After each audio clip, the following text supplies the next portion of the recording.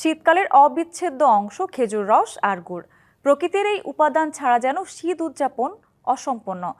তাই মৌসুম জুড়ে রস সংগ্রহ আর গুড় উৎপাদনে ব্যস্ত সময় কাটে চুয়াডাঙ্গার গাছিদের, যা বিক্রি হচ্ছে হাটে, চলে যাচ্ছে দেশ ছাড়িয়ে বিদেশেও। তবে প্রতি বছর খেজুর গাছের সংখ্যা কমায় হতাশ গাছিরা। সাত সকালে কুয়াশার জাল ভেদ করে চোখ মেলতে শুরু করে প্রকৃতি। এমন নতুন সকালের সাথে সন্ধি গাছিদের, যাদের নিপুণ কারুকার্যে গাছ থেকে রস সংগ্রহ, পরে তা জ্বালিয়ে তৈরি হয় গুড়। এই উৎপাদন প্রক্রিয়ার সাথে মিশে থাকে ভিন্ন ভিন্ন গল্প।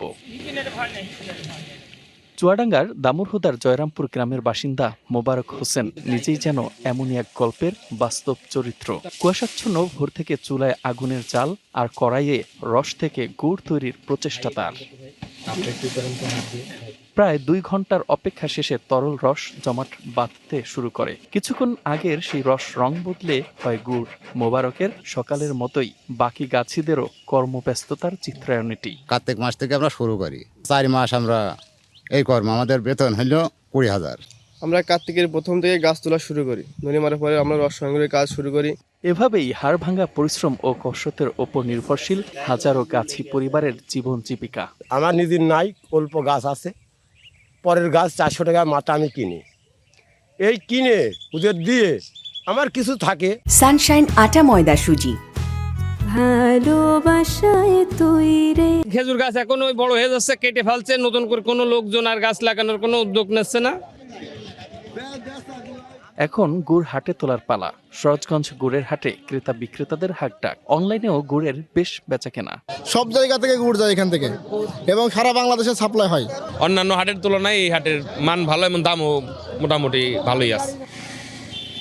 এই গল্পের সাথে আছে হতাশার খবরও। গাছের সংখ্যা কমে যাওয়ায় গুড় উৎপাদনেও পড়েছে ভাটা, হাটেও কমেছে সরবরাহ, এতে বেড়েছে দাম।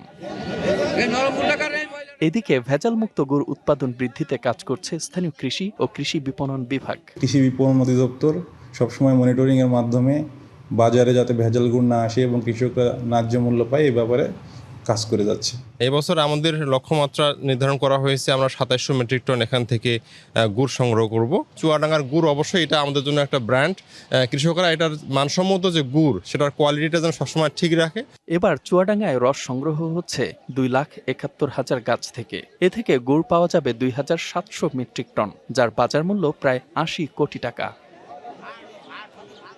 DBC news desk.